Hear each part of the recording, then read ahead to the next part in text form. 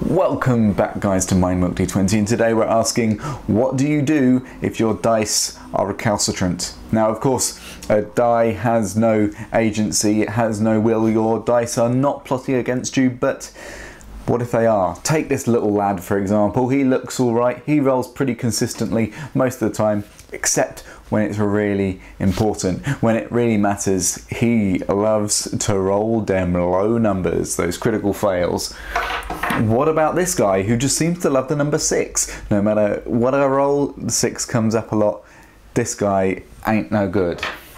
And finally, this chap, no matter how many times I roll this D20, I just seem to get no numbers at all. No matter how many times I roll it, never gives me a number.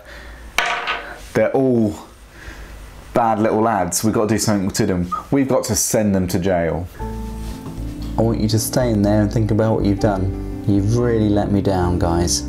That's right guys, we're making a dice jail today. If you've got some dice that are just not doing a good job, then you put in their place, then you're teaching a lesson, then you need to send them to jail. This is a thing that exists. This is a thing that people have sometimes at their table. Perhaps the more superstitious among you may have heard of them, and it is essentially a little prison for dice, so that if you've got something that's rolling badly, you can get it out of the way and out of your game.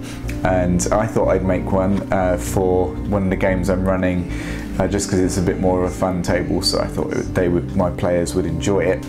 You will need one of these. It is a wooden pencil pot, and you'll need some of these wood BBQ skewers. Let's get to a making. First things first, let's get our pot.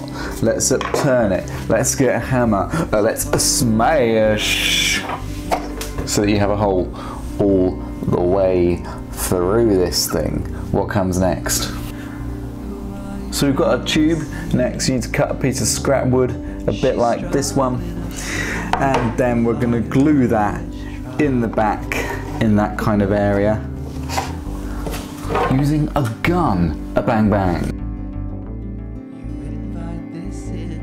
What I like to do is use a glue gun to set the positioning, and then actually go in with some PVA wood glue, and once that sets, that makes us a much stronger bond.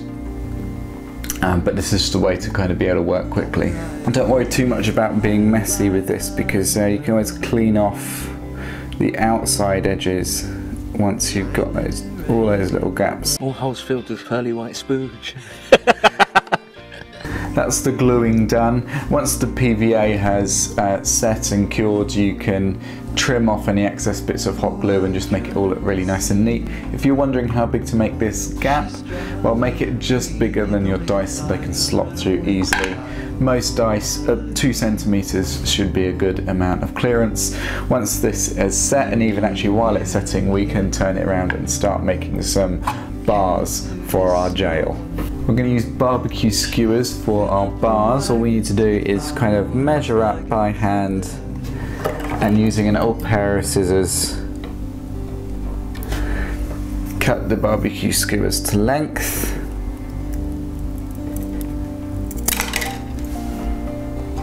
So there's one. You want a nice tight fit. Better for them to be a little bit long and need shortening than be too short.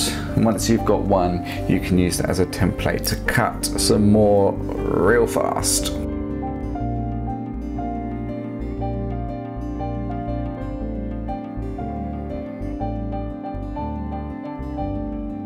We have our bars. It's just a matter of slotting them in. They should fit in by friction, and then we use a bit of glue to secure them.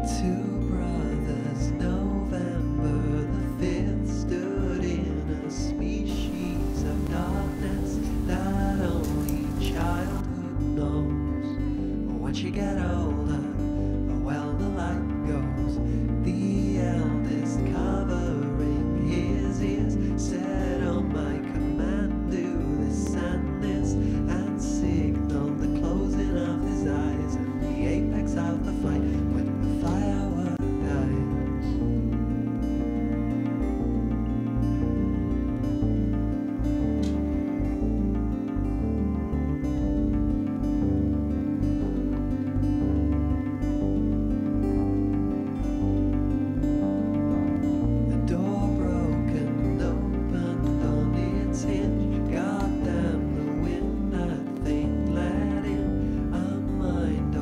So there you go guys, a pretty simple dice jail. Yeah, it took about 20 minutes to put together, and very cheap, simple materials. If you wanted to push it a bit further, you could maybe take a scrap piece of wood and make a little jail sign on the top, something like that. However, for me, you know that I like those simple lines and things, and I think the little lock here does enough just to kind of suggest a jail and make it clear what it is. So yeah, I can put any of those little naughty dice in there to think about what they've done, and yeah, it's going to be a fun little thing for our table. Why not let me know in the comments below what you think about dice jails? Is it a concept you've come across before? Do you use one yourself? I think my players will get a kick out of this, although I'm not sure I would ever use one as a player. I just think they're a funny little thing and I wanted to make one. I do lots of crafts like this, so if you enjoyed it, why not subscribe? I also do reviews and other kinds of videos all about D&D. I've done some book reviews recently that you might want to check out over there. Otherwise, have a great day. See ya.